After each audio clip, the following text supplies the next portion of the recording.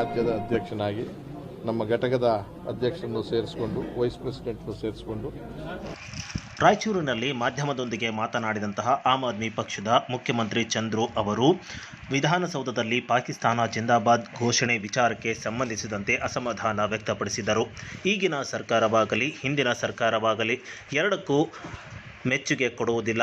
ಎರಡು ಬದುಕುತ್ತಿರುವುದು, ತಮ್ಮ ಅಸ್ತಿತ್ವ ಉಳಿಸುತ್ತಿರುವುದು, ಧರ್ಮವನ್ನು ಕೆತಕಿ ಜಾತಿಯನ್ನು ವಿಭಜನೆ ಮಾಡಿ ಭಾಗ ಮಾಡಿ ಹತ್ತಿಕ್ಕುವಂಥ ಕೆಲಸ ಎರಡು ಪಾರ್ಟಿಗಳಲ್ಲಿ ಮಾಡಲಾಗುತ್ತಿದೆ.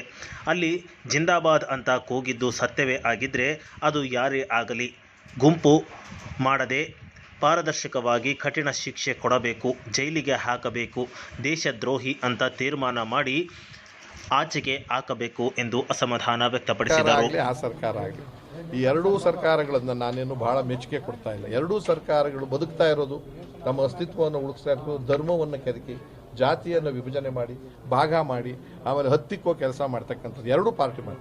ಅಲ್ಲಿ ಜಿಂದಾಬಾದ್ ಅಂತ ಕೂಗಿರೋದು ಸತ್ಯನೇ ಆದರೆ ಯಾರೇ ಆಗಿರಲಿ, ಯಾವ ಪಕ್ಷದವರೇ ಆಗಲಿ, ಯಾವ ಗುಂಪಿನವರೇ ಆಗಲಿ ಕಠಿಣ ಶಿಕ್ಷೆಯನ್ನು ಮತ್ತು ಜೈಲಿಗೆ ಹಾಕಬೇಕು ಮತ್ತು ದೇಶದ್ರೋಹಿ ಅಂತ ತೀರ್ಮಾನ ಮಾಡಿ ಅವ್ರಿಗೆ ಬ್ರ್ಯಾಂಡ್ ಮಾಡಿ ಆಚೆಗೆ ಹಾಕಬೇಕು ಅಂತ ನಾನು.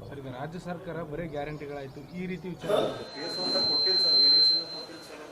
ರಾಯಚೂರು ತಾಲೂಕಿನಾದ್ಯಂತ ಈಗಾಗಲೇ ಕುಡಿಯುವ ನೀರಿನ ಸಮಸ್ಯೆ ಸಾಕಷ್ಟು ತಲೆದೋರಿದೆ. ಹಾಗಾಗಿ ಸಂಬಂಧಪಟ್ಟ ಅಧಿಕಾರಿಗಳು ಕೂಡಲೇ ಕ್ರಮ ಕೈಗೊಳ್ಳಬೇಕು ಮತ್ತು ಯಾವುದೇ ಸಮಸ್ಯೆ ಆಗದಂತೆ ನೀರೊದಗಿಸಬೇಕು ಎಂದು ಶಾಸಕ ಬಸನಗೌಡ ದದ್ದಲ್ ಅವರು ಇಂದು ತಮ್ಮ ಶಾಸಕರ ಕಚೇರಿಯಲ್ಲಿ ಟಾಸ್ಕ್ ಫೋರ್ಸ್ ಸಭೆಯನ್ನು ಮಾಡಿ ಅಧಿಕಾರಿಗಳಿಗೆ ಬರಗಾಲ ನಿರ್ವಹಣೆ ಮಾಡಿ ಬಡವರಿಗೆ ನೀರು ಕೊಡುವಂತೆ ಸೂಚನೆ ನೀಡಿದರು. ಸುದೀರ್ಘವಾಗಿ ಚರ್ಚೆ ಆಗಿದೆ.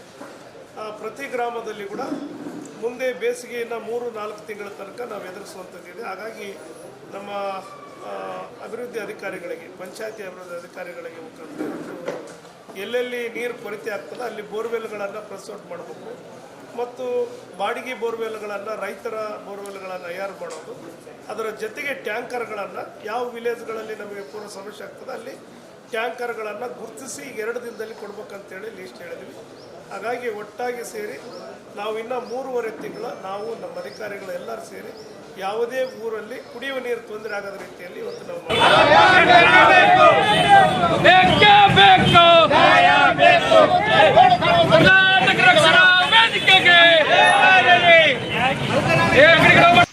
ಸಿಎಂ ಸಿದ್ದರಾಮಯ್ಯ ನೇತೃತ್ವದ ರಾಜ್ಯ ಸರ್ಕಾರ ಬೋರ್ಡ್ಗಳಲ್ಲಿ 60% ಕಡ್ಡಾಯ ಇರಬೇಕು ಅಂತ ಸುಗ್ರೀವಾಜ್ಞೆ ಮೂಲಕ ಆದೇಶ ಹೊರಡಿಸಿದ್ದು ಸ್ವಾಗತಿಸುತ್ತೇವೆ.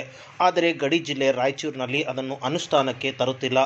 ಸುಗ್ರೀವಾಜ್ಞೆ ಮೂಲಕ ಆದೇಶ ಹೊರಡಿಸಿದ್ದರೂ ಇಲ್ಲಿನ ಅಧಿಕಾರಿಗಳು ಅದನ್ನು ಅನುಷ್ಠಾನ ತರುತ್ತಿಲ್ಲ ಎಂದು ಅಸಮಾಧಾನ ವ್ಯಕ್ತಪಡಿಸಿ ಇಂದು ಕರ್ನಾಟಕ ರಕ್ಷಣಾ ವೇದಿಕೆ ಕಾರ್ಯಕರ್ತರು ಪ್ರತಿಭಟನಾ ಮೆರವಣಿಗೆ ಮಾಡುವ ಮೂಲಕ ಹಾಕಿರುವಂತಹ ಆಂಗ್ಲ ಭಾಷೆಯ ನಾಮಫಲಕಗಳಿಗೆ ಮಸಿ ಬಳಿದು ಅಸಮಾಧಾನ ವ್ಯಕ್ತಪಡಿಸಿ ಜಿಲ್ಲಾಡಳಿತಕ್ಕೆ 1 ವಾರ ಗಡುವು ನೀಡಿ ಎಚ್ಚರಿಕೆ ನೀಡಿದ್ದಾರೆ. ಸುಗ್ರೀವಾಜ್ಞೆ ಮಾಡಿ 60% ಕನ್ನಡ ಬಳಸ್ರಿ ಅಂತೇಳಿ ಜಿಲ್ಲಾಧಿಕಾರಿಗಳಿಗೆ ಮತ್ತು ಅವರು ಇಡೀ ರಾಜ್ಯಕ್ಕೆ ಆದೇಶ ಮಾಡಿದಂಥ ಮಾನ್ಯ ಸಿದ್ದರಾಮಯ್ಯ ಸರ್ಕಾರಕ್ಕೆ ಇವತ್ತು ಅಭಿನಂದನೆ ಸಲ್ಲಿಸ್ತಾ ಇದ್ದೀನಿ.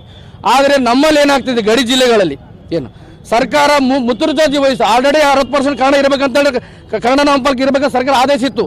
ಆದರೆ ಸುಗ್ರೀವಾಜ್ಞೆ ತಗೊಂಡು ಸರ್ಕಾರ ಕ್ಯಾಬಿನೆಟ್ ಡಿಸಿಷನ್ ಮಾಡಿದೆ. ಆದರೆ ಇವತ್ತಿನ ದಿನ ನಮ್ಮಲ್ಲಿ ಆಳ್ತಕ್ಕಂಥ ಅಧಿಕಾರಿಗಳ ನಿರ್ಲಕ್ಷ್ಯತನ, ಇದು ಸಂಘಟನೆ ಇಷ್ಟು ವರ್ಷ ಕನ್ನಡ ವಿಚಾರ ಹೋರಾಟ ಮಾಡ್ಕೊಂಡ್ಬಂದಿವಿ. ಒಂದು ಸರ್ಕಾರ ಆದೇಶ ಮಾಡಿದರೆ ಮಾನ್ಯ ಜಿಲ್ಲಾಧಿಕಾರಿಗಳು, ನಗರಸಭೆ, ಪಟ್ಟಣ ಪಂಚಾಯಿತಿ, ಗ್ರಾಮ ಪಂಚಾಯತ್ಗೆ ಆದೇಶ ಮಾಡ್ತಾ ಇಲ್ಲ ಅಂತಂದ್ಮೇಲೆ ಅದಕ್ಕೂ ಹೋರಾಟ ಮಾಡ್ಬೇಕಾ? ಇನ್ನು ಸರ್ಕಾರದ್ದು ಜಿಲ್ಲಾಡಳಿತ ಕೈ ಹಿಡಿಸಿ ಬರೆಸ್ಬೇಕಾಗ್ತದೆ ನಾವು. ಅದಕ್ಕೋಸ್ಕರ ಮಾನ್ಯ ಜಿಲ್ಲಾಧಿಕಾರಿಗಳಲ್ಲಿ ಸಂಘಟನೆ ಮನವಿ ಮಾಡ್ತದ, 1 ವಾರಗಳ ರಾಯಚೂರು ಜಿಲ್ಲೆಯಲ್ಲಿ ಎಲ್ಲ ಅಂಗಡಿ ಮುಗ್ಗಟ್ಟುಗಳು, ಉದ್ಯಮಗಳಲ್ಲಿ, ಗ್ರಾಮ ಪಂಚಾಯತ್ ಮಟ್ಟದಲ್ಲಿ ಕೂಡ 60% ಕನ್ನಡವನ್ನು ಬರ್ತಕ್ಕಂಥದ್ದು ಆಗಬೇಕು. ಇಲ್ಲಂತಂದರೆ 1 ವಾರದ ನಂತರ ಕರ್ನಾಟಕ ರಕ್ಷಣಾ ವೇದಿಕೆ ಮಾಡ್ತಕ್ಕಂಥ ಹೋರಾಟಕ್ಕೆ ಜಿಲ್ಲಾಡಳಿತವೇ ನೇರ ಹೊಣೆ.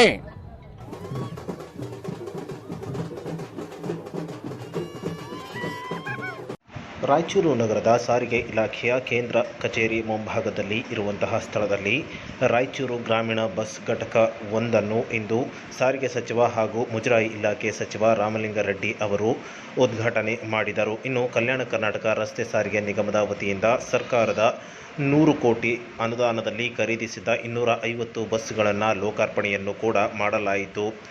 ಈ ವೇಳೆ ವಿವಿಧ ಚಾಲಕ ಅಂದರೆ ಅಪಘಾತ ರಹಿತ ಚಾಲಕರಿಗೆ ಬೆಳ್ಳಿ ಪದಕ ವಿತರಣೆ ಮಾಡಿ ಗೌರವಿಸಲಾಯಿತು.